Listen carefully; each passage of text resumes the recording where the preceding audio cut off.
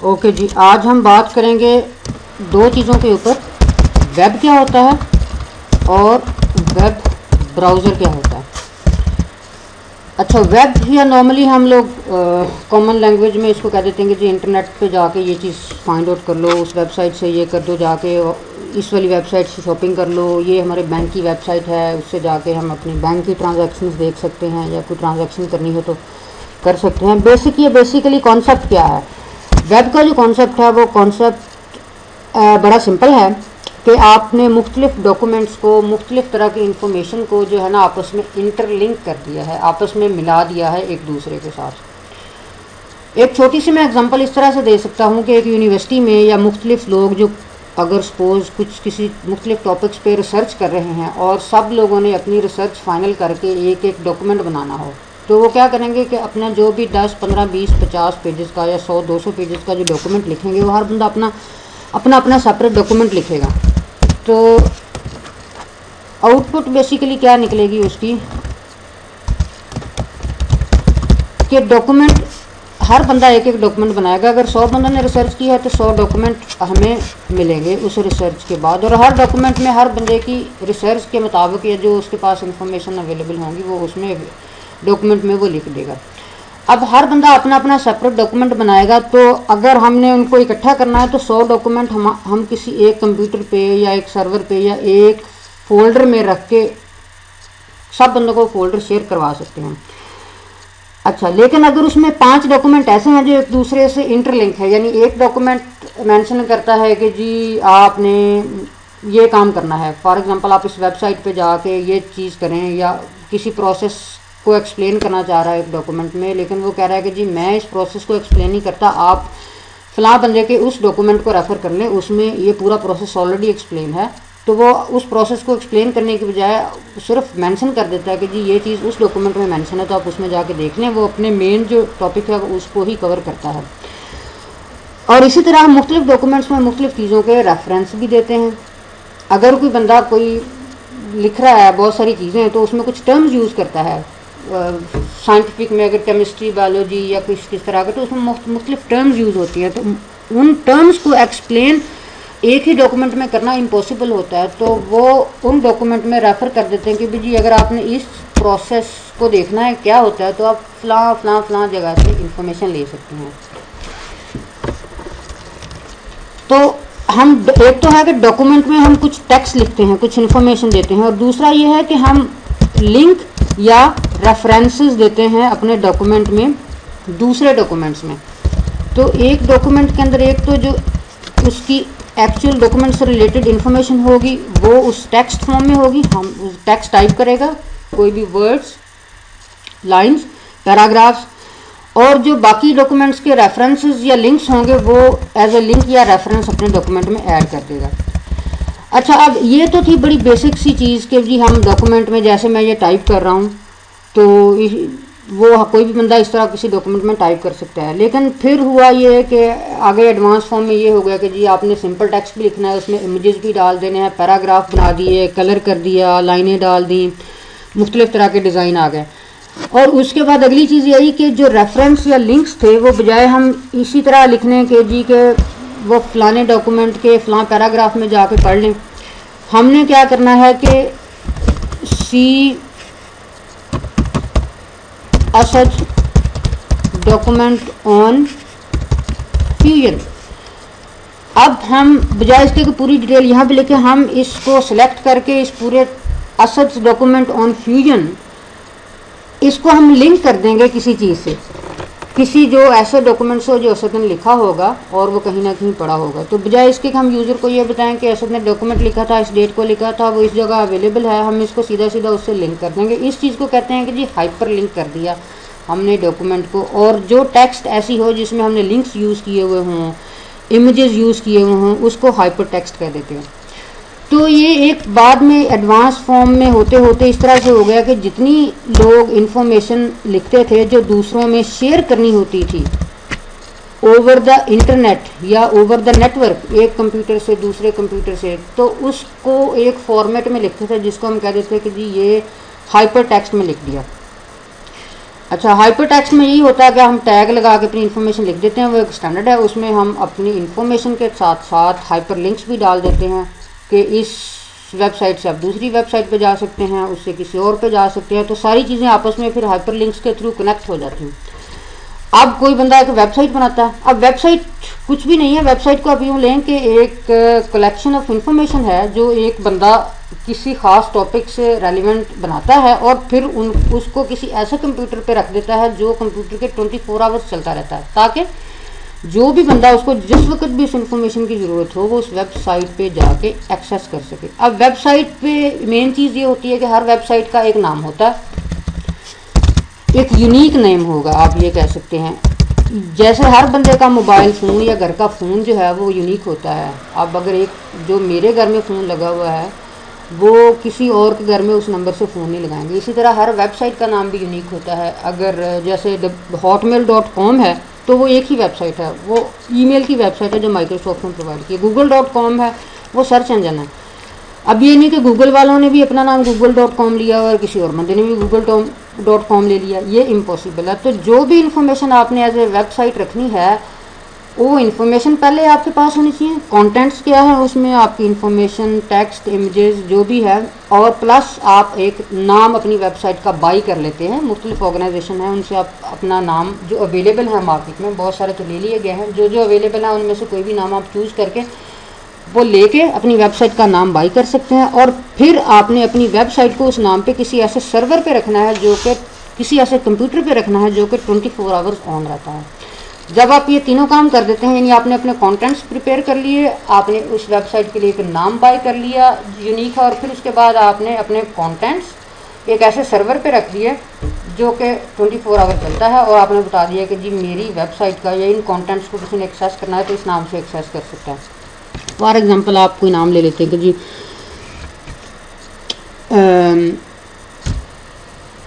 dagenhamcomputershop.com, ठीक है। तो dagenhamcomputershop.com पे अगर आपने एक वेबसाइट बनाई है जिसमें आप ये बताते हैं कि जी हमारी एक शॉप है या बिज़नेस है जिसमें हम कंप्यूटर रिपेयर करते हैं, हम इंस्टॉलेशन कर देते हैं, हम ये कर देते हैं, हम वो कर देते हैं, अपना सारे कंटेंट्स उसमें लिखें, इंफॉर्मेशन लिखें, और फिर आप dagenhamcomputershop.com का नाम ले लें, वो नाम रजिस्टर करवा लें, और फिर अपने कंटेंट्स और वो नाम किसी कंप्यूटर पे अपलोड कर दें। तो आपकी वेबसाइट जो है ना वो अब पूरे वेब के ऊपर चली गई है, कोई भी बंदा उस वेबसाइट को एक्सेस कर सकता है उसका नाम लेके। तो वेब बेसिकली ये है कि बहुत सारी वेबसाइट्स या बहुत सारे डॉक्यूमेंट्स या बहुत सारी इंफॉर्मेशन को आपस में इंटरलिंक किया हुआ है, और ये सारी इंफॉर्मेशन मुख्तलिफ कंप्यूटर्स पे मुख्तलिफ जगह पे जो चल रहे हैं उन पर पड़ी हुई है। जो भी बंदा इंटरनेट से कनेक्ट होता है वो इस पूरा जो वेब है, वेब की जो दुनिया है उसमें कनेक्ट होके किसी भी वेबसाइट से जो है ना इंफॉर्मेशन ले सकता है। और अब तो बहुत फास्ट सर्च इंजन भी आ गए हैं।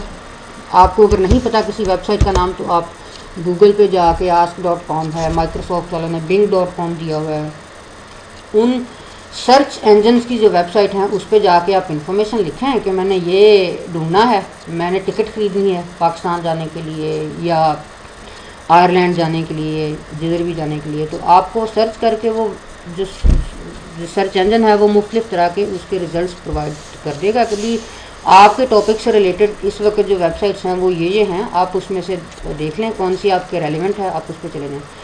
ये तो था बैकग्राउंड के वेब है बेसिकली है। वेब बेसिकली है क्या, तो अगर इसको आप देखना चाहते हैं कि वेब है क्या, तो हम विकीपीडिया से जाकर देख लेते हैं कि बेसिकली वर्ल्ड वाइड वेब यह है क्या। तो web abbreviated as www or W3 is commonly known as the web system of interlinked hypertext document accessed via the internet। तो ये एक बेसिकली ऐसा सिस्टम है जिसमें हमने वो डॉक्यूमेंट्स जिनमें हाइपर टेक्स्ट होते हैं, यानी links one document another document link दिए हुए होते हैं, उन पूरे डॉक्यूमेंट्स का इंटरलिंक किए हुए एक सिस्टम है, और इस सिस्टम को हम इंटरनेट के थ्रू एक्सेस कर सकते हैं। अब इंटरनेट क्या है? इंटरनेट ये है कि आप का बेसिकली कनेक्शन है, आप वो कनेक्शन वायर के थ्रू हो, वायरलेस के थ्रू हो, या आपके फ़ोन के थ्रू हो रहा हो, आप बेसिकली उस पूरे सिस्टम से कनेक्ट करे होते हैं अपनी डिवाइस को। और आपकी डिवाइस कंप्यूटर हो सकती है, लैपटॉप हो सकती है, आपकी हैंड हेल्ड डिवाइस हो सकती है, आपका स्मार्टफोन हो सकता है। ये सारे के सारी डिवाइसेस जो हैं ये वेबसाइट को एक्सेस कर सकती हैं अगर वो इंटरनेट से कनेक्टेड हों। तो अगर आपने ये इसकी डिटेल पढ़नी है तो आप विकीपीडिया से वर्ल्ड वाइड वेब की इंफॉर्मेशन और ये सारा आर्टिकल है, इसको देख सकते हैं। अब ये इन्फॉर्मेशन तो हमने रख दी, मुख्तलिफ लोगों ने अपनी अपनी वेबसाइट्स बना के रखी होती हैं। आपका जो बैंक है उस बैंक की वेबसाइट होगी, आप उसकी वेबसाइट पे जाके पूरी की पूरी ट्रांजैक्शन डिटेल देख सकते हैं कि मैंने इस महीने में मेरी क्या स्टेटमेंट है, मैंने क्या कहाँ पे स्पेंड किया, अभी मेरे अकाउंट में कितने पैसे हैं। अगर किसी को ट्रांसफ़र करने हो तो अक्सर बैंक्स की वेबसाइट जो है वो ऑनलाइन ट्रांसफ़र की फैसिलिटी भी देते हैं, आप अपने अकाउंट से किसी दूसरे के अकाउंट में पैसे भी ट्रांसफ़र कर सकते हैं। इसी तरह आप शॉपिंग कर सकते हैं, आप जैसे हमारे जितने स्टोर्स हैं, नेक्स्ट है, मार्क्स एंड स्पेंसर है, डेबनम्स है, इनके अलावा और मुख्तलिफ जैसे ईबे है, ईबे पे मुख्तलिफ लोग अपनी चीज़ें उन्होंने अपनी शॉप्स बनाई हुई हैं, ऊपर आप सर्च करके जिसकी प्राइस आपको बेहतर मिले आप वो उस चीज़ पे बिड कर देते हैं, डायरेक्टली बाई कर देते हैं और फिर आप उसको ऑनलाइन पे भी कर देते हैं, वो आपको शिफ्ट कर देते हैं। यानी शॉपिंग का बहुत बड़ा बिजनेस है, आप हर तरह की शॉपिंग कर सकते हैं। आप अपनी टिकट्स, ट्रेन की टिकट्स, एरोप्लेन की टिकट, सारी एयरलाइंस की टिकट्स आप उस पर उस ऊपर से बाय कर सकते हैं। किसी बंदे ने स्टडी से रिलेटेड इन्फॉर्मेशन लेनी हो तो हर तरह की इन्फॉर्मेशन अवेलेबल है। हर कॉलेजेस और अच्छी अच्छी यूनिवर्सिटीज़ की वेबसाइट्स हैं। अब बहुत से कोलैबोरेशन सॉफ्टवेयर बने हुए हैं, फेसबुक है जैसे, कम्युनिटी वेबसाइट्स हैं, आप मुख्तलिफ लोगों के साथ सोशली कनेक्ट हो जाते हैं ऐसी वेबसाइट्स को यूज़ करते हुए। अब ये वेबसाइट्स की तो बहुत वैरायटी है और बहुत सारी हैं, लेकिन जो दूसरी चीज़ हमने कवर करनी थी आज के टॉपिक में वो ये था कि जी वेब ब्राउज़र क्या है। अब इन इंफॉर्मेशन को अपने डिवाइस के ऊपर, डिवाइस आपका कंप्यूटर, लैपटॉप या स्मार्टफोन हो सकता है, उन पे आप वेब पेजेस या वेबसाइट्स का ये जो हाइपर टेक्स्ट डॉक्यूमेंट जिसकी हमने बात की है, जो इंटरनेट पे पड़े हुए होते हैं या मुख्तलिफ सर्वर्स पे पड़े होते हैं, उनको एक्सेस कैसे करना है। अब उनके लिए कोई ना कोई प्रोग्राम चाहिए। जैसे मेरा ये प्रोग्राम है, इसमें टेक्स्ट तो लिख दी ये नोटपैड, लेकिन ये प्रोग्राम जो है ये मुझे इंटरनेट से कोई भी पेज नहीं खोल के देगा, उसके लिए कोई ना कोई स्पेशल प्रोग्राम होगा। उस प्रोग्राम को हम कहते हैं कि वेब ब्राउज़र, कि जी जो वेब को ब्राउज़ कर सके। इस प्रोग्राम को यूज़ करते हुए हम मुख्तलिफ वेबसाइट्स ओपन कर लें, उनको देख लें कि इस वेबसाइट में क्या है, तो उस प्रोग्राम को वेब ब्राउज़र कहते हैं। अब वेब ब्राउज़र जो है वो मुख्तलिफ कंपनियों से हैं, मिल जाते हैं हमें। एक तो इंटरनेट एक्सप्लोरर है। इंटरनेट एक्सप्लोरर जो आपका विंडोज़ ऑपरेटिंग सिस्टम है उसके साथ ही हमें मिल जाता है बिल्ट इन। विंडोज़ 7 में भी इंटरनेट एक्सप्लोरर है, इससे पहले जो विंडोज़ एक्सपी थी उसमें भी बिल्ट इन था। फिर कुछ और कंपनियों ने अपने अपने अपने वेब ब्राउज़र बनाए हुए हैं, जैसे गूगल ने भी एक है, गूगल ने जो है गूगल क्रोम दिया है, वेब ब्राउज़र है, बड़ा लाइट वेट है, फास्ट भी है। और भी फायरफॉक्स वालों ने भी अपना गूगल। तो आपको एक किसी भी कंपनी से एक वेब ब्राउज़र चाहिए इंटरनेट को एक्सेस करने के लिए। अब अगर ये वेब ब्राउज़र प्रोग्राम आपके कंप्यूटर पे या आपकी डिवाइस पे इंस्टॉल है और उसके बाद आपकी डिवाइस या आपका कंप्यूटर इंटरनेट से कनेक्टेड है, तो आप किसी भी वेबसाइट को एक्सेस कर सकते हैं। अब देखते हैं कि वेब ब्राउज़र की जो डेफिनेशन है वो विकीपीडिया पे क्या दी है। विकीपीडिया ने बताया कि इंटरनेट ब्राउज़र या वेब ब्राउज़र एक सॉफ्टवेयर एप्लीकेशन है जो क्या करती है, जो कि रिट्रीव करती है और प्रेजेंट करती है इंफॉर्मेशन रिसोर्सेज को जो कि वर्ल्ड वाइड वेब पे पड़े हुए होते हैं। ठीक है, और हर वर्ल्ड वाइड वेब जो इंफॉर्मेशन पड़ी होती है उसका एक URI यूनिफॉर्म रिसोर्स आइडेंटिफायर होता है। URI जो मैंने आप बताया कि जी वेबसाइट का कोई ना कोई यूनिक नाम होगा, तो उसको URI भी कह देते हैं, URL भी कह देते हैं। ठीक है, उसके थ्रू हम एक्सेस करते हैं। इसकी आप हिस्ट्री पढ़ सकते हैं कि वेब ब्राउज़र कहाँ से स्टार्ट हुआ, किस बंदे का कॉन्सेप्ट था। और ये मेन चीज़ है कि द प्राइमरी पर्पस और primary function of web browser is to bring information resources to the user. कि जो वेब पे इंफॉर्मेशन रिसोर्सेज पड़े हुए हैं, वेबसाइट्स हैं सारी, उनको यूज़र को प्रेजेंट करना, यूज़र के पास लेके आना जो है ना, ये इसका बेसिकली प्राइमरी फंक्शन है। ठीक है, HTTP प्रोटोकॉल होता है या HTTPS होता है। ठीक है, इसकी ये भी टेक्निकल है, इसकी ज़्यादा डिटेल में जाने की जरूरत नहीं। अगर आपने जाना तो आप ये आर्टिकल पढ़ सकते हैं। और अगर आप समझते हैं कि इंग्लिश की आपको समझ नहीं आएगी तो यहाँ पे उर्दू का लिंक भी है, आप उर्दू भी पढ़ सकते हैं। लेकिन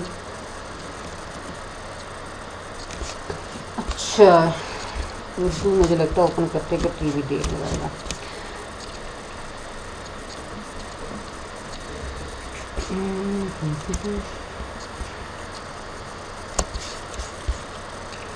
तो मैं जो बात मैं कर रहा था कि इंटरनेट एक्सप्लोरर जो है, जो विंडोज़ के साथ ही में मिल जाता है, कोई भी विंडोज़ ऑपरेटिंग सिस्टम आपके पे इंस्टॉल हो तो वेब इंटरनेट एक्सप्लोरर साथ ही, जैसे इसमें ये इंटरनेट एक्सप्लोरर प्रोग्राम है, इंटरनेट एक्सप्लोरर को मैं ऑन कर सकता हूँ यहाँ पे जाके, तो ये वाला प्रोग्राम खुल जाएगा।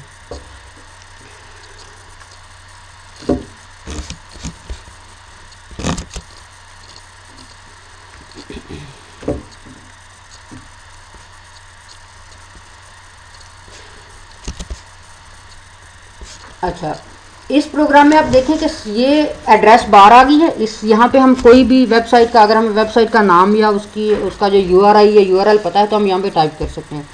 फॉर एग्जांपल मैंने जाना है हॉटमेल, मैंने मेल चेक करनी है तो मैं हॉटमेल पे जाऊँगा, हॉटमेल टाइप करूँगा। पूरा एड्रेस जो वेबसाइट का है वो है HTTP, जो ये नीचे आ रहा है, ठीक है, HTTP, फिर www.hotmail.com। HTTP बेसिकली मेंशन करता है कि प्रोटोकॉल को, कि ये इन्फॉर्मेशन जो किस प्रोटोकॉल के थ्रू आएंगे, ठीक है। एक HTTP होता है कि HTTPS सिक्योर होता है। आप अक्सर अपने बैंक्स वगैरह की वेबसाइट पे या ऐसी वेबसाइट जिस पे सिक्योरिटी मैटर करती हो तो उस पर HTTPS आएगा। जैसे अब ये देखें कि अब HTTPS आ गया, तो अब जो पेज खुला है, जो वेबसाइट का पेज खुला है, ये बेसिकली HTTPS प्रोटोकॉल पे आया है और ये login.live.com से आया है। तो हॉटमेल वालों की तरफ से जो ये है ना, ये पेज खुला है और इसका एड्रेस उन्होंने आगे भी दे दिया। इस पे आप यहाँ पे अपना ईमेल और पासवर्ड जो है ना टाइप करके अपनी ईमेल एक्सेस कर सकते हैं। अगर मैंने कोई चीज़ सर्च करनी है तो मैं google.com पे चला जाऊँगा, google.co.uk यहाँ पे मैं सर्च करूँगा, ठीक है, कि टिकट्स टू पाकिस्तान, ठीक है। तो मैंने सर्च किया, अब इसने मुझे सारी जो है ना वो लिस्ट डिस्प्ले कर दी कि जी cheapflights.co.uk है, इत्तेहाद एयरवेज़ है, ट्रैवल सुपरमार्केट है, टिकट्स टू पाकिस्तान है, ठीक है। ये मुख्तलिफ, ये सारी कंपनियां जो हैं ये टिकट्स बेचती हैं। cheaptickets.co.uk, ये PIAC की वेबसाइट है, जो पाकिस्तान इंटरनेशनल एयरलाइंस की वेबसाइट है, उस पर मैं जाके देख सकता हूँ कि मैंने अगर टिकट, फॉर एग्ज़ाम्पल मैंने कराची से इस्लामाबाद का टिकट चेक करना है 26 to 29, तो मैं इस पे जाके चेक कर सकता हूँ कि टिकट्स अवेलेबल हैं कि नहीं है और किस रेंज में प्राइस वगैरह क्या है। और अगर मैं फ़ाइनल करना चाहूँ तो मैं यहीं से टिकट जो है अपना फ़ाइनल करके पे कर सकता हूँ या रिज़र्व कर सकता हूँ, जो भी ऑप्शन इस वेबसाइट पे होगी। तो ये इसने पूरी लिस्ट डिस्प्ले कर दी है किन किन डेट्स को कौन कौन सी टिकट। 26 मार्च को ये वाली टाइमिंग्स के साथ के 7 बजे कराची से चलेगी, 8:55 पे इस्लामाबाद पहुंचेगी। बिज़नेस क्लास का टिकट ये है, इकॉनमी क्लास का ये है, इकॉनमी का ये है। तो मैं यहाँ से अपनी मर्ज़ी का फाइनल करके देख सकता हूँ। तो ये प्रोग्राम जो बेसिकली है, जो ये सारी इन्फॉर्मेशन अब PIA की वेबसाइट से उठा के हमें डिस्प्ले कर रहा है और हम इसके साथ इंटरेक्ट भी कर रहे हैं और ये सारे लिंक्स दिए हुए हैं। मैं इस पर क्लिक करूँगा, इस पर अब ये इंटरलिंक है। जैसे नॉर्मली माउस जो होता है पॉइंटर इस तरह का है, अगर मैं किसी इंटरलिंक पे जाऊँगा या हाइपरलिंक पे जाऊँगा तो ये देखें ये हैंड में चेंज हो गया। तो ये हैंड जो है ना, ये बेसिकली इस चीज़ को बताता है कि भी जो इस हैंड के नीचे चीज़ है, अगर आप उस पर क्लिक करेंगे तो वो किसी ना किसी और पेज को ओपन करेगा। मैंने 27 को क्लिक किया तो अब ये देखें ये रिक्वेस्ट वापस गई है और वो नया पेज लेके आएगा, नया पेज रिफ्रेश करेगा। लिंक जो है वो उसी वेबसाइट के अंदर भी हो सकता है, इसी डॉक्यूमेंट के अंदर भी हो सकता है, किसी दूसरे डॉक्यूमेंट में भी हो सकता है और किसी और वेबसाइट्स में भी हो सकता है। तो लिंक से आप कोई भी चीज़ लिंक कर सकते हैं एक डॉक्यूमेंट से दूसरे डॉक्यूमेंट में। तो इस यहाँ पे तो आपने एड्रेस टाइप करना है, ये एड्रेस बार है, ये 2 बटन है बैक और फॉरवर्ड जाने के। जैसे मैंने पिछले पेज पे जाना था तो मैं बैक करके अपने पिछले पेज पे जा सकता हूँ। फॉरवर्ड जाना है तो मैं फॉरवर्ड का बटन जो है ना वो क्लिक करके फॉरवर्ड जा सकता हूँ। ये रिफ़्रेश का है, मैं इसको क्लिक करके अपना रिफ़्रेश कर सकता हूँ। अगर मैंने कोई वेबसाइट ब्राउज़ करने के लिए लगाई थी, वो टाइम लगा रही, तो मैं उसको कैंसिल या स्टॉप कर सकता हूँ इस वाले बटन के साथ। ये सर्च का दिया हुआ है, यानी आपने कुछ चीज़ सर्च करनी है, आप google.com या bing.com या ask.com जो सर्च इंजन है उनकी वेबसाइट ओपन किए बगैर यहाँ पे टाइप करें तो ये उनकी वेबसाइट्स के थ्रू आपको खुद ही सर्च करके रिज़ल्ट ला देगा। ठीक है जी। और इसमें इम्पोर्टेंट चीज़ अगर आप जाएँ टूल्स में तो इंटरनेट ऑप्शंस जो है ना, ये है कवर करने वाली चीज़। इंटरनेट ऑप्शंस में अगर आप जाएं तो ये जनरल टैब है। जनरल टैब में आप एक तो होम पेज अपना बता सकते हैं कि जैसे ही इंटरनेट एक्सप्लोरर या ये प्रोग्राम चले तो ये किस पेज को ओपन कर दे बताए बगैर। अभी जो सेटिंग है वो ये है कि ब्लैंक पेज ओपन हो जाए। ब्लैंक पेज से मुराद ये कि जब ये वेब ब्राउज़र चलेगा तो खाली पेज ओपन हो जाएगा। आप यहाँ पे ये भी कह सकते हैं कि जी google.com ओपन हो जाए, ठीक है। तो मैं इसको सेव कर देता हूँ, तो ये नेक्स्ट टाइम मैं खोलूँगा तो google.com ओपन कर देगा। फिर अपनी ब्राउजिंग हिस्ट्री जो है, ये पूरी की पूरी ब्राउजिंग हिस्ट्री के किस वेबसाइट को इस कंप्यूटर पे या इस प्रोग्राम पे एक्सेस किया है, तो वो पूरी हिस्ट्री मेंटेन रखता है पिछले 15, 20, 30 जितने भी दिन आपने सेट किए हैं। अगर आप फॉर एग्जांपल 2 वीक पहले किसी ऐसी वेबसाइट पे गए थे कि आपको इंपॉर्टेंट इन्फॉर्मेशन वहाँ पे मिली, अब 2 वीक के बाद आपको याद नहीं आ रहा कि जी मैं किस वेबसाइट पे मैंने ये इन्फॉर्मेशन पढ़ी है, कहाँ पढ़ी थी, आपको याद नहीं आ रहा, तो आप अपनी ब्राउजिंग हिस्ट्री में जाकर देख लें कि भी 2 वीक पहले इस दिन को मैंने कौन कौन सी वेबसाइट एक्सेस की थी, तो आपको वहाँ से मिल जाएगी लिस्ट में, आपको वो चीज़, और फिर आप उस वेबसाइट पे जाके अपनी इन्फॉर्मेशन देख सकते हैं। और ये इसकी सेटिंग आप यहाँ से कर सकते हैं कि जी ब्राउजिंग हिस्ट्री की setting, internet explorer stores copies of web pages, images, media, faster viewing, ठीक है। अब ये तो टेम्परेरी इंटरनेट फाइल्स है कि जो हम वेबसाइट एक्सेस कर रहे होते हैं उसमें कुछ ऐसे कंटेंट्स होते हैं जो स्टैटिक होते हैं, जैसे उस वेबसाइट का लोगो या कुछ भी, वो इस तरह की जो चीज़ें हैं जो हर दफ़ा हम वेबसाइट लोड करते हैं, अगर हम हर दफ़ा ब्राउज़र उसको लोड करें तो उसको टाइम ज़्यादा लगता है, वेबसाइट को लोड करने में डाटा ज़्यादा होता है, तो वो इस तरह की चीज़ों को अपने लोकल टेम्परेरी फोल्डर में सेव कर लेता है और फिर उसको चेक कर लेता है कि अगर वो चेंज नहीं हुई तो फिर उसको डाउनलोड नहीं करता। अगर वो चेंज हुई या कोई चीज़, कोई इमेज या कोई आइकन, तो वो दोबारा डाउनलोड करके रख लेगा। अगर नहीं चेंज हुई तो वो लोकली उठा के उसको डिस्प्ले कर देगा, बजाय इसके कि वो डाउनलोड करे। तो इससे हमें स्पीड जो है ब्राउज़र की वो फास्टर मिलती है। उसकी सेटिंग ये कर सकते हैं कि जी check for newer version of stored pages, कि कब चेक करें, every time I visit the web page, कि भी मैं हर दफ़ा वेब पेज पे जाऊँ तो चेक करें कि जो इन्फॉर्मेशन इसने टेम्परेरी लोकल रखी हुई है वो चेंज तो नहीं हुई, चेक करूँ। या जब मैं ब्राउज़र इंटरनेट एक्सप्लोरर स्टार्ट करूँ तो इसको ऑटोमेटिकली सेट रहने दे कि भी जो तुम्हारी लॉजिक है तुम खुद ही चेक करो, जब इन्फॉर्मेशन चेंज हो जाए उस वक्त उसको डाउनलोड कर लेना, जब तक चेंज ना हो तो मुझे लोकल ही उठा के दे देगा। फिर कितनी डिस्क स्पेस एलोकेट कर सकते हैं इन चीज़ों को लोकली स्टोर करने के लिए, वो यहाँ पे दे सकते हैं, ठीक है। ये टेम्परेरी इंटरनेट फाइल्स का फोल्डर है, हम व्यू कर सकते हैं कि इसने कौन कौन सी, ये देखें ये टेम्परेरी फाइल इसने स्टोर की हुई है अभी। तो अगर ये इन्फॉर्मेशन अगर जिस वेबसाइट से भी रिलेटेड हैं, अगर वो चेंज नहीं होती तो वो यहीं से उठा के इनको यूज़ करके इन रिसोर्सेज को डिस्प्ले करता रहेगा। अगर चेंज हो जाएगी तो वो इनका नया वर्जन डाउनलोड कर लेगा। फिर इसी तरह कुछ ऑब्जेक्ट्स होते हैं, जो कुछ सॉफ्टवेयर होते हैं जो इंटरनेट एक्सप्लोरर के अंदर रन करते हैं, वो भी डाउनलोड करते हैं। इसमें तो अभी कोई डाउनलोड नहीं हुआ, लेकिन एक्टिवएक्स कंट्रोल्स या जावा के कंट्रोल्स जो होते हैं वो डाउनलोड करके यहाँ पे रख लेते हैं। उनको आप देख सकते हैं कि कौन कौन से कंट्रोल इसने डाउनलोड करके रखे हुए होते हैं। इस फोल्डर को चेंज कर सकते हैं। हिस्ट्री आप बता सकते हैं कि जी days to keep pages in history, के जो हिस्ट्री मेरी मेंटेन की हुई 20 दिनों की मेंटेन करो आप। अगर आपने इससे ज़्यादा करनी है, 30 दिनों की करनी, तो आप 30 दिनों की करके इसको ओके कर दें तो ये सेटिंग स्टोर हो जाएगी।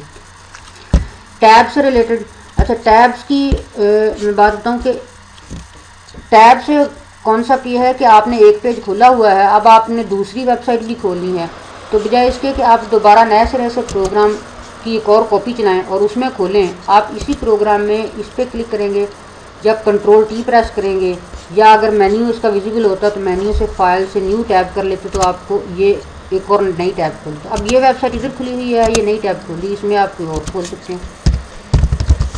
फॉर एग्जांपल मैं google.com यहाँ पे खोल लेता हूँ। यहाँ पे मैंने कोई और वेबसाइट खोलनी थी, ठीक है, debnams.com, ठीक है, मैंने स्पेलिंग लिखता गलत लिख लिया। अब मैं नेक्स्ट की वेबसाइट खोलनी है, मैं next.co.uk, तो मैं नेक्स्ट की वेबसाइट यहाँ पे खोल सकता हूँ। तो ये कॉन्सेप्ट है टैब्स का कि आप इसी एक ही प्रोग्राम में मुख्तलिफ टैब्स ओपन करके मुख्तलिफ वेबसाइट जो है ना वो अपनी खोल सकती हैं।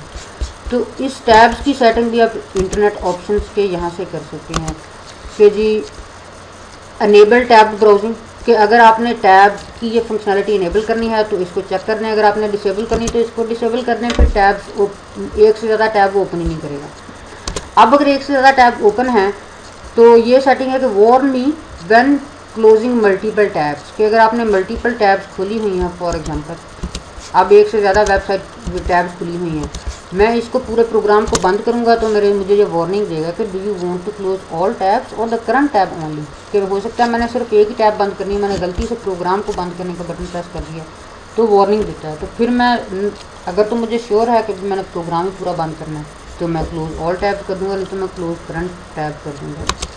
ये सेटिंग इस तरह की टैब से रिलेटेड आप यहाँ से जाकर चेंज कर सकते हैं। अच्छा, इन सेटिंग्स को आप देख लें जो भी आपसे रेलिवेंट हो, और open links from other programs in new window new tab, ठीक है। अब ये ऑप्शन ये है कि मैं एक वेबसाइट पे हूँ, उस पर एक ऐसा लिंक है जो मुझे किसी दूसरी वेबसाइट पे लेके जा रहा है। अच्छा नहीं, ये है open links from other programs, मैं किसी और प्रोग्राम में हूँ, उसमें मेरे पास कोई लिंक है, फॉर एग्जांपल मैं किधर पे, हाँ मैंने इसको कोई और प्रोग्राम चलाया हुआ, ये है चलाया हुआ, ठीक है जी। इसमें प्लेलिस्ट है, लाइब्रेरी है,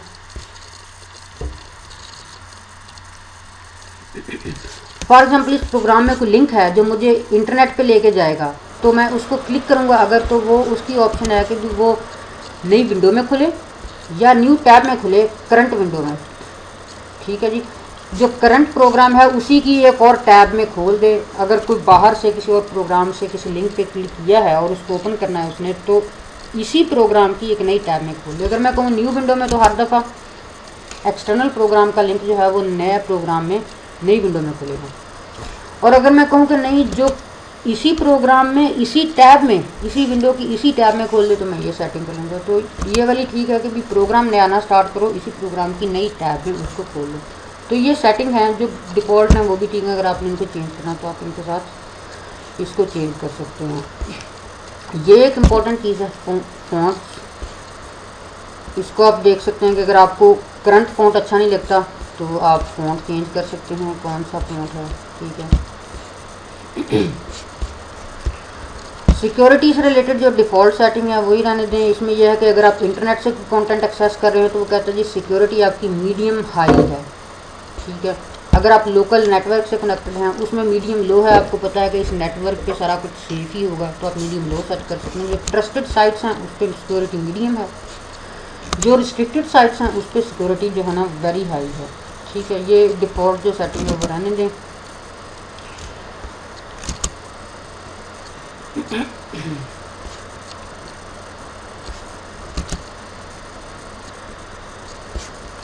अच्छा, नॉर्मली जब मैं इस पर टाइप करता हूँ, फॉर एग्जांपल इस के ऊपर मैंने लिखा हॉटमेल, तो ये देखें उसने खुद ही नीचे, अगर मैं इसको सिर्फ एच लिखता हूँ या जी लिखता हूँ, तो जी जितनी वेबसाइट इस पे पहले खुली हुई हैं वो इसने पूरी लिस्ट स्टोर की हुई है जो मैंने हिस्ट्री बताई है। अब उस हिस्ट्री में मैंने जैसे जी टाइप किया तो उसने उस जी जितने वेबसाइट के नाम में आ रहा था उसने लिस्ट कर ली, ताकि मुझे पूरा टाइप ना करना पड़े और मैं यहीं से उसको सिलेक्ट करके खोल लूँ। फिर इसी तरह मैंने इस पर अगर एस लिखा है तो ये देखें एस से रेलिवेंट जो सारी जो है ना लिस्ट दे रही है। इसी तरह अगर मैंने यहाँ पे सर्च करने के लिए कुछ लिखा है टी, तो उसने ये सारा कुछ लिख दिया है। तो ये जो ऑटोमेटिकली लिस्ट डिस्प्ले कर देता है, या मैं किसी जगह पे टाइप करता हूँ, मैंने टेक्स्ट टाइप करना है, मैंने TEX लिखा है तो आगे उसने टी खुद ही लाइव टाइप कर दिया है, तो इसको कहते हैं ऑटो कंप्लीट फंक्शनैलिटी। इसकी सेटिंग भी आप यहाँ से कर सकते हैं, ऑटो कंप्लीट सेटिंग कि और use auto complete for address bar, browsing history, favourites. अगर तो आपको ऑटो कंप्लीट की फंक्शनैलिटी रखनी है तो रखें, नहीं तो आप यहाँ से उसको डिसेबल कर सकते हैं।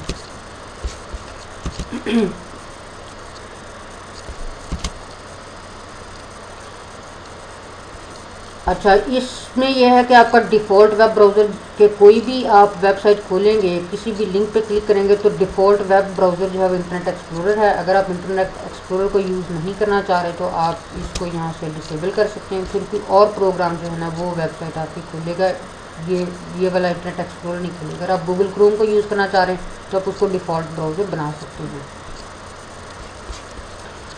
ये सेटिंग्स काफ़ी एडवांस हैं, इनकी डिटेल में भी जाने की ज़रूरत नहीं है।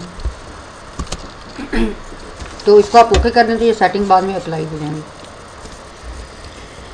अच्छा, इसके अलावा एक इम्पोर्टेंट चीज़ है कि फॉर एग्जांपल मैं जाता हूँ bbc.co.uk/urdu।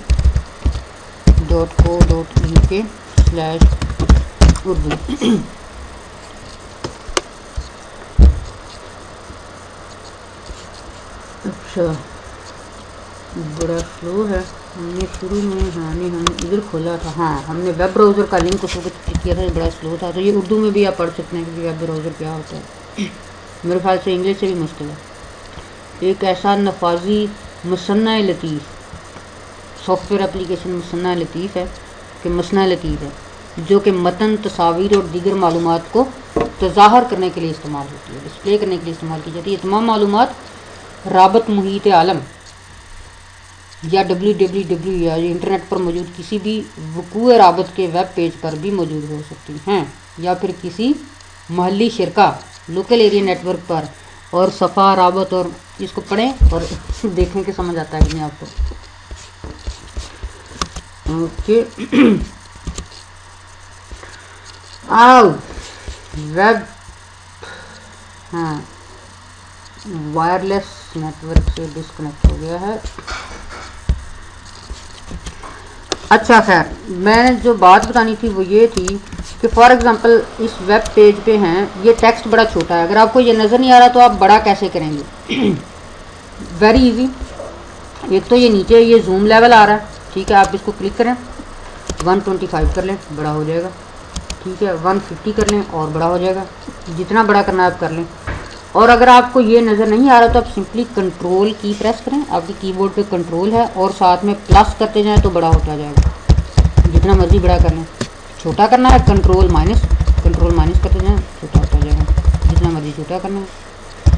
तो ये इजी है। अक्सर लोगों को इस बात का नहीं पता होता और वो स्ट्रगल करते रहते हैं, फ़ॉन्ट साइज़ या टेक्स्ट जो है वो साइज़ छोटा हो तो वो काफ़ी स्ट्रगल करते हैं, और ये आँखों के लिए भी सही नहीं। तो आप याद रखें, कंट्रोल प्लस और कंट्रोल माइनस से इसको छोटा बड़ा कर सकते हैं। और हमेशा जो आपको साइज़ इजी टू रीड है, और जो फ़ॉन्ट आपको इजी टू रीड है उसमें आप रख के इसको देखें। इसके अलावा आपने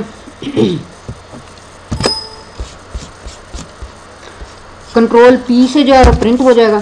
ठीक है, अगर आपको पेज है आपने खोला और आपने इसको प्रिंट करना है तो कंट्रोल पी प्रेस करें तो आपको वो प्रिंटर की ऑप्शन, प्रिंट करने की ऑप्शन पे ले जाएगा। कंट्रोल टी से आप जो है वो नई टैब ओपन कर सकते हैं। ठीक है, आप कंट्रोल टी प्रेस करते जाएं तो नई टैब ओपन होती जाएगी। इस टैब को आप यहाँ से भी बंद कर सकते हैं, और अगर हमने सारा प्रोग्राम बंद करना है तो आप ऑफकोर्स इधर से भी जाके बंद कर सकते हैं। ठीक है, मैंने कंट्रोल टी प्रेस किया था तो फिर पूछता है कि किस प्रिंटर पे प्रिंट करनी है। जो प्रिंटर इस कंप्यूटर पे इंस्टॉल होंगे उसकी लिस्ट यहाँ पे आ जाएगी। आप अपना प्रिंटर जो है वो सिलेक्ट करके और उस प्रिंट का बटन दबा दें तो आपको वो प्रिंट कर देगा।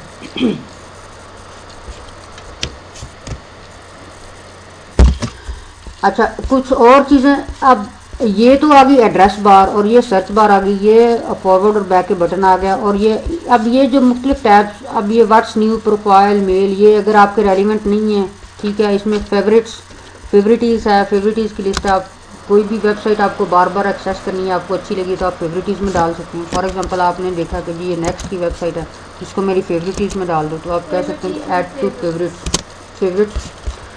तो आप ऐड टू फेवरेट कर सकते हैं। तो ये लिंक आ गया। अब आपको इसका एड्रेस टाइप करने की ज़रूरत नहीं, अपना प्रोग्राम खोलें और फेवरेट्स की लिस्ट में जाकर उस पर क्लिक करें तो आपको वो वेबसाइट खुल जाएगी। अभी तो खैर वो हमारा नेटवर्क डिस्कनेक्ट हो गया तो नहीं खुलेगी। अब फेवरेट्स को आप जो आपको नहीं चाहिए उनको राइट क्लिक करें, उनको आप कॉपी पेस्ट या डिलीट, रीनेम जो भी करना है आप कर सकते हैं। और ये जो यहाँ पे डिस्प्ले हो रहा है, अब फेवरेट्स बार आपने यहाँ पे देखनी है, नहीं देखनी, आप इसको यहाँ पे किसी भी जगह राइट क्लिक करके तो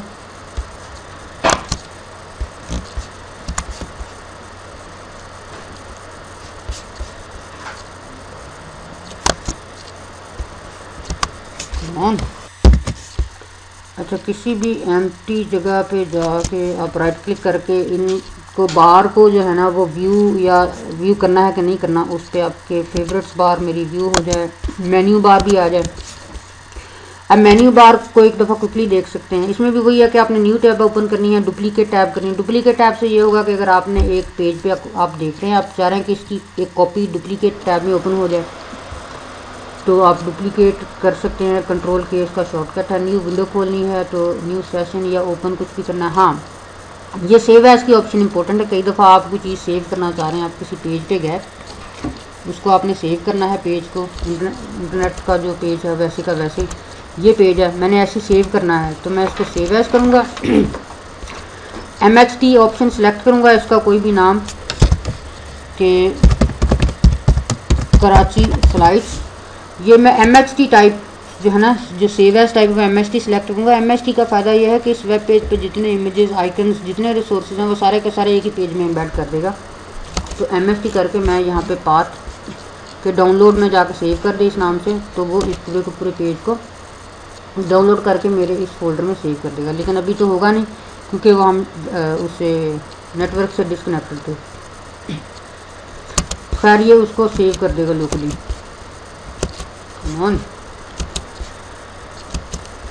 इसी तरह प्रिंट का हमने देखा, फिर प्रिंट प्रीव्यू भी कर सकते हैं आप। प्रिंट प्रीव्यू में यह है कि आपको दिखाता है कि जी जो पेज प्रिंट होगा उस वो पेज पे किस तरह का प्रीव्यू आप पूरा देख सकते हैं कि भी ये पेज हाफ प्रिंट हो रहा है, कितनी साइडों पे जगह खाली है। अगर आपने लेआउट इस तरह प्रिंट करना है लैंडस्केप में या पोर्ट्रेट मोड में, ये है। सेटिंग आप चेंज कर सकते हैं कि जो मार्जिनस हैं, प्रिंटर जो है वो पेज के हर साइड पे थोड़ी थोड़ी जगह खाली छोड़ता है। अगर आपका पेज टेक्स्ट काफ़ी ज़्यादा है तो आप मार्जिन कम कर सकते हैं, 5-5 mm कर दें, तो उससे आप देख रहे हैं कि ये साइडों पे जगह जो है वो कम होगी। या बड़ा पेज प्रिंट होगा जो है वो साइडों पे जगह प्रिंटर बड़ी कम छोड़ेगा। तो ये चीज़ें आप यहाँ से चेंज कर सकते हैं। अगर आप फाइनल है तो आप यहाँ से भी डायरेक्ट प्रिंट कर सकते हैं, प्रिंट प्रीव्यू से भी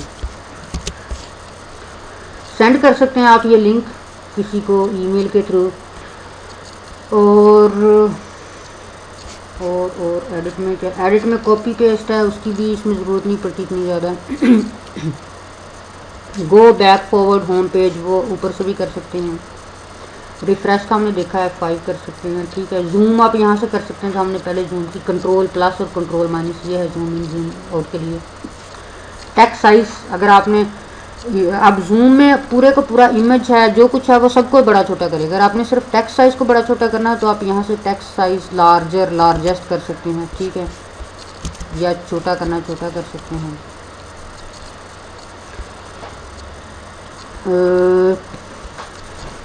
ठीक है। हाँ, फुल स्क्रीन, कई दफ़ा ये होता है कि हम इंफॉर्मेशन देख रहे होते हैं लेकिन वो चूँकि इस प्रोग्राम में अब यहाँ पे ये इतना सारा एरिया तो कवर हो गया सारा, ये मेन्यू आ गया, ये टैब्स आ गई, ये ऊपर एड्रेस बार आ गई।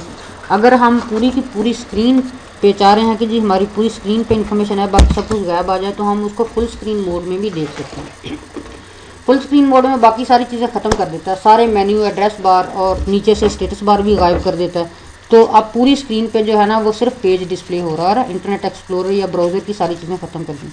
ये ऑप्शन गुड होती है अगर आपको ज़्यादा एरिया चाहिए, काफ़ी ज़्यादा चीज़ें आपने देखनी है, स्पेशली जब आप पिक्चर्स या प्रेजेंटेशन देख रहे होते हैं ऑनलाइन, तो आप फुल स्क्रीन करके देख लें, तो उससे ये होगा कि आपकी सारी स्क्रीन को जो है ना वो यूटिलाइज़ करेगा, बजाय इसके कि आप थोड़े एरिया पे सारी चीज़ें देखें। तो इसका शॉर्टकट है F11, सिंपल शॉर्टकट है, याद रखें। F11 से ही उसका साइज़ बड़ा हो जाएगा और F11 से ही छोटा हो जाएगा। तो ये आप स्विच कर सकते हैं फुल स्क्रीन से नॉर्मल मोड में।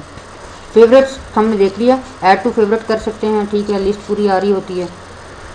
डिलीट, ब्राउजिंग हिस्ट्री आपने डिलीट करनी है, आप चाह रहे हैं कि जो ब्राउजिंग हिस्ट्री है वो डिलीट हो जाए, तो आप यहाँ से डिलीट कर सकते हैं। पॉपअप ब्लॉकर, नॉर्मली कुछ वेबसाइट्स पे काफ़ी एड्स आ रही होती हैं, आप एक वेबसाइट पे जाते हैं, कुछ इधर से खुल गया, कुछ उधर से खुल गया, अपनी एड्स खोलते रहते हैं, तो आप वो सारे उनको कहते हैं पॉपअप। पॉपअप को आप ब्लॉक कर सकते हैं यहाँ से, फिर टर्न ऑफ पॉपअप ब्लॉकर्स। ठीक है, अब अगर आपने ये पॉपअप ब्लॉकर्स ब्लॉक किए होते हैं तो नॉर्मली कई दफ़ा आप कोई चीज़ डाउनलोड या इंस्टॉल करने जाते हैं तो यहाँ पे एक येलो रंग की पट्टी दिखा देता है अगर ब्लॉक हो, तो फिर आप उस पट्टी से जाके ना आपको सिलेक्ट करना, वो नॉर्मली कह देता है कि जी मैं पॉपअप ब्लॉकर ब्लॉक हैं तो मैं कोई नया पेज खोल के डाउनलोड नहीं कर सकता, तो फिर आप येलो पट्टी से जाके इसको सिलेक्ट कर लेते हैं। तो ये चीज़ का ख्याल रखें अगर आपने ब्लॉक किए हों। इंटरनेट ऑप्शंस पे हम पहले हो आए हैं, आप मेन्यू के थ्रू भी जा सकते हैं।